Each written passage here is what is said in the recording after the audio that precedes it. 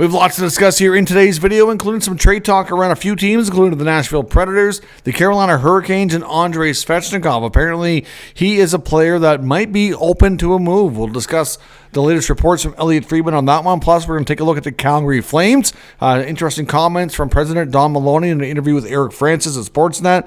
Plus, the Maple Leafs losing skid continues. Many wondering if something has to give, or could we see a change coming there that maybe a week or two ago we wouldn't be able to see. Plus, with the latest on the waiver wire, Alex Texier set to find himself with a new home here soon. Plus, a bunch of injury updates, as well as an update on the Olympic Games coming up next. So welcome back to another video here at Top Shelf Hockey. As I mentioned, we have lots to discuss here in today's video. First up, a quick update from the NHL waiver wire activity. Earlier today, we did get confirmation that Senators forward Ollie Lycksell cleared waivers, and he's been reassigned to the Belleville Senators. Lycksell had been out injured for a period of time and was ready to come back, and they wanted him to get down to Belleville and get some reps in. So he had to clear waivers. That's been completed. And the other bigger part of the news on the waiver wire activity today was Alex Texier is now on unconditional waivers for the purpose of contract termination. We've seen just a few days ago he was on regular waivers to be assigned to the minors or picked up by another team. Nobody decided to put a claim against him, so he remains with the Blues. So we knew that based on the reports, there was a chance this could happen. So him and the Blues have mutually agreed to terminate his contract. So tomorrow afternoon, he will clear waivers, and then he will be officially a free agent, which leads him to be available to sign to any team that he wants to. So right now, it's believed that there's about 9 or 10 teams that have shown interest. The belief is that his agent and him, Dan Milstein, and himself, Alex Texier, will be talking to probably only a couple of teams. Out of the 9 or 10 teams that have reached out with interest, it's believed they're going to hold some sort of virtual meeting with a couple of them tomorrow, probably decide either later tomorrow or into Monday. The belief is, according to Elliotte Friedman, around many in the league think that Montreal is the most favorable landing spot. That's probably where he's heading. We did see some reports from Ottawa media suggesting that the Sens were one of those teams also that were interested, but I'm not sure who the other teams are, but indications are it's most likely ending up with the Canadiens. So we'll see where that goes. We know the Habs obviously dealing with a lot of injuries, could use a little bit more forward depth in that regard. So, just a couple of years back, Texier was the 30-point player. It's got good wheels, so could be a good mix to that lineup. A bunch of injury updates, roster moves around the league. We got word today that Rangers captain JT Miller has an upper body injury, is out considered day-to-day. The Maple Leafs added to their injury list here tonight with Jake McCabe getting injured in tonight's game against the Canadiens and left and did not return. Don't have a timeline or anything yet, but they're already without Carlo and Matthews and Nyes and Stolars. The list goes on. Now you can add Jake McCabe to that list as well. The Senators got Thomas Chabot back tonight in their road trip. They were in San Jose as they make their second stop in the state of California. Chabot was able to play in tonight's game, although there was a period later into the game where he went, it wasn't hit or anything, he just went to take a shot from the blue line, and just when he rolled his wrist, you could tell he was in discomfort, and he went to the bench. Word after the game said that he was okay, but he was dealing with an injury in that part of his body before, so it sounds like he might have aggravated something. So if he has to miss more time, that's going to be another blow to the team who thought they just got their second pair of veteran defensemen back in their lineup. But we'll have to monitor that situation. The Sens also reassigned Ollie Lycksell and Lassie Thompson both back to Belleville as well. The Minnesota Wild are going to be without Vinny Hinostroza for an extended time in their last game against the Penguins. He did suffer an injury which apparently will be significant and cause him to miss a bunch of time. So we'll have to wait for a further update and a little bit more of a definitive timeline, but Hinostroza will be out of the lineup for an extended period. The Montreal Canadiens had recalled Florian Xhekaj. He got to make his NHL regular season debut this evening. Had a pretty good game. Ended up in a fight with Leaf defenseman Dakota Mermis. Left him kind of bloodied, and obviously had a really good first game. He brought some energy to the Habs lineup and helped them defeat the Maple Leafs tonight. And of course, Nikita Kucherov and Braden Point both left the Lightning game dealing with injuries. Kucherov had a late high hit from Tom Wilson. So Wilson sends a strike again here, laying out another injured body. Now, Wilson's hurt a lot of people over the years. It's been a while since he's been suspended because a lot of the hits he's laid have been clean, but we'll see on this one. And also in the Dallas Stars Calgary Flames game, we saw Mikko Rantanen get kicked out of the game for a hit from behind on Matt Coronado. Coronado did return, but he did miss some of the game as well, getting repairs because he was bleeding quite a bit. Rantanen was given a major penalty and ejected from the game. So we'll see if player safety has anything further to say about that situation or not. An update as well from Elliotte Friedman on the Saturday headline segment of Hockey Night in Canada on the Olympic Games. Of course, we know right now the NHL and the NHLPA are monitoring the arena situation on the construction and development of the new Olympic arena in Italy for this year's or the upcoming Olympic Games here in early 2026. We'd heard the concerns that is it going to be ready on time? It's not ready as of yet. It sounds like they're prepared to give them about another 30 days before they fully hit the panic button here. But as Elliotte Friedman reports, that there's no plan B in place right now. And the IOC is kind of basically saying like they're going to have it ready. Like there's not a plan B and there's not going to be a plan B. I just hope it doesn't get to the point that the NHL gets cold feet or something on the conditions and decide to pull out. That would be devastating for everybody, especially the players. But definitely a scenario worth monitoring. But right now, over the next few weeks, we're just going to wait for further updates. And it sounds like it could be a while before anything more significant comes from that. But definitely something to watch for sure. Now, as I mentioned, we'll talk about the Calgary Flames here next. We know that they're obviously near the bottom of the standings, not having a great season. They're kind of going through what I'd refer to as a rebuild, but it's kind of feels more of a retool. It's not a rebuild where they're kind of tearing it right down to the studs here. Obviously, they've got a bunch of veteran players on longer-term deals, whether it be Kadri, Huberdeau, Uyghur, etc.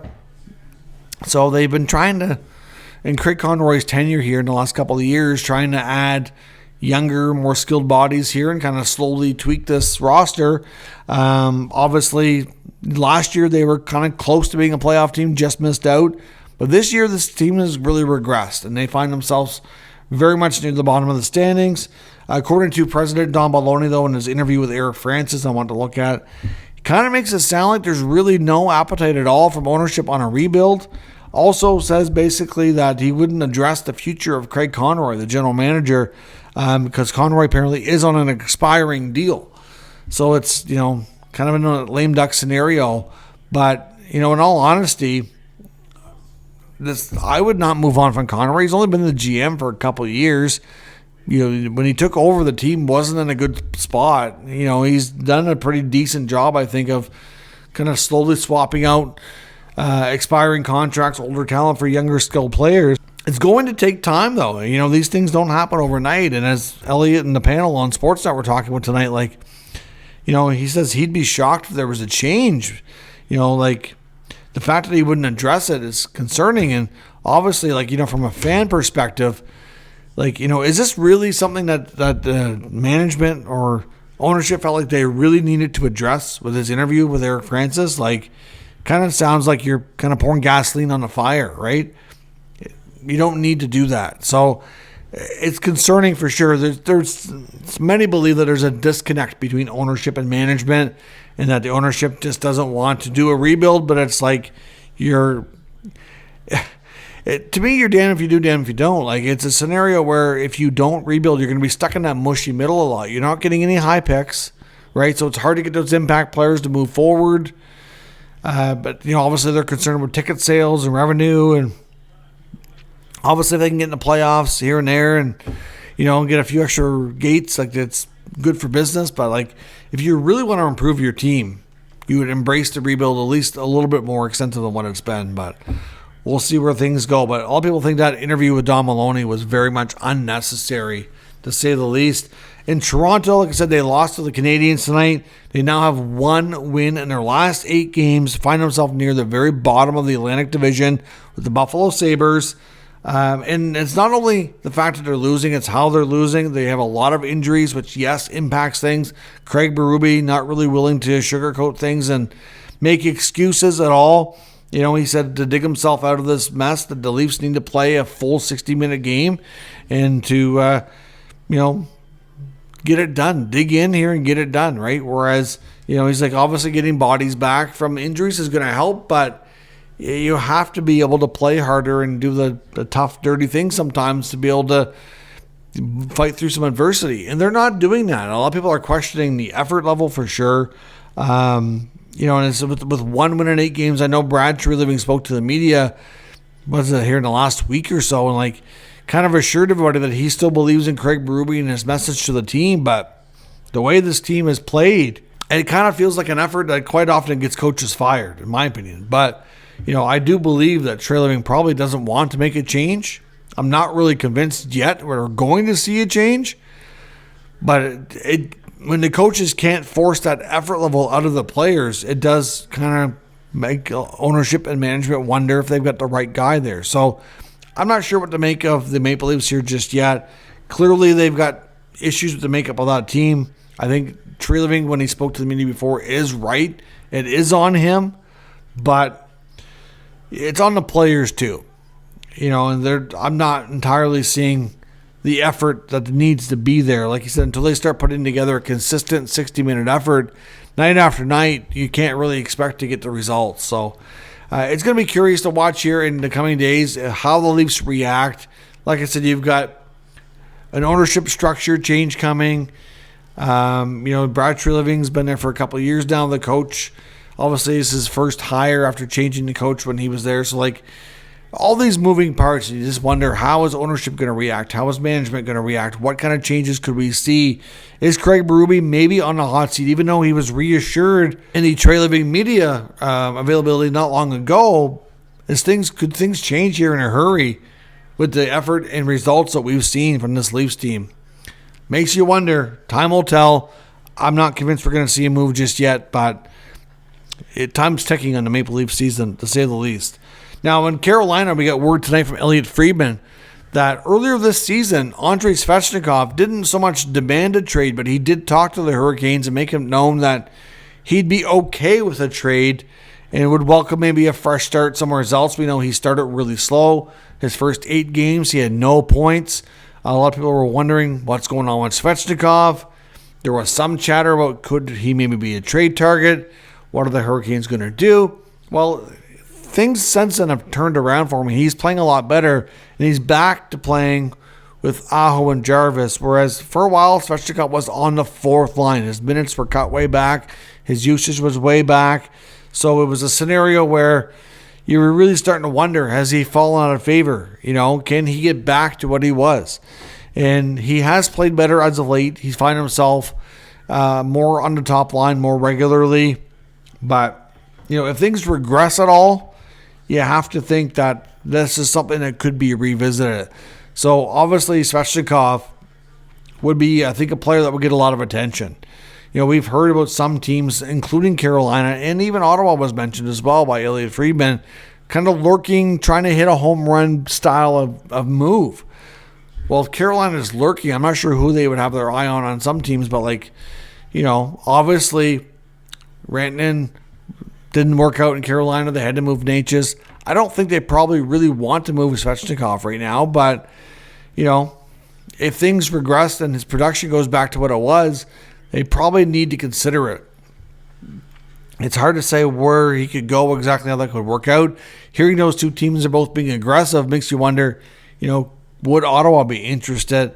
But again, makes you wonder what the asking price would have to be, right? So, not really sure we're going to see that, but basically Svechnikov was open to a trade, and now if things get back to that, you got to wonder if it can resume, because obviously Svechnikov is playing better lately, and the pressure is not there to make a move. But definitely a player worth monitoring going forward. Now, with the Predators, of course, another team to watch here. GM Barry Trotz made some remarks in a recent interview as well, basically saying that it's not time to fire Andrew Brunette, the head coach, and it's not time to trade away your best players, including Ryan O'Reilly, and others that have been mentioned in the rumor mill by a lot of reported sources. So we'll have to monitor the situation, but obviously Barry Trotz is in charge there in Nashville. We know the connection to Andrew Brunette, but ultimately I thought maybe we'd see some sort of trade involving that team soon enough, right? But basically what he's saying is that they are quite content to run things back for the time being. We've heard the name of Ryan O'Reilly. We've even heard Philip Forsberg, Roman Josi to some degree, UC Saros and Bunting and a few other guys.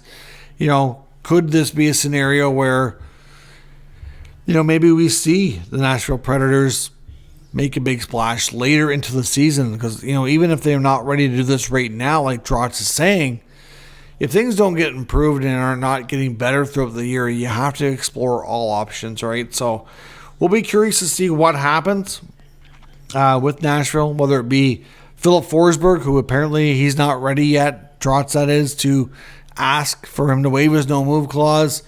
We know Ryan O'Reilly doesn't exactly have protection, but they're going to basically treat him as such and make any deal something he has to approve. So we're going to wait and see where things go, but it sure sounds like Nashville might be a little bit reluctant to kind of pull the trigger here. But a lot of teams are asking about Forsberg, and I don't know what the asking price would be for a team like the Senators to acquire him, but I know we've heard a lot about Ottawa making a big splash. We've heard a lot about just in general and what they're up to right now. So it would make sense that Svechnikov might be an interested party. But so it sure sounds like the Nashville Predators are going to hold off making any drastic changes here just yet.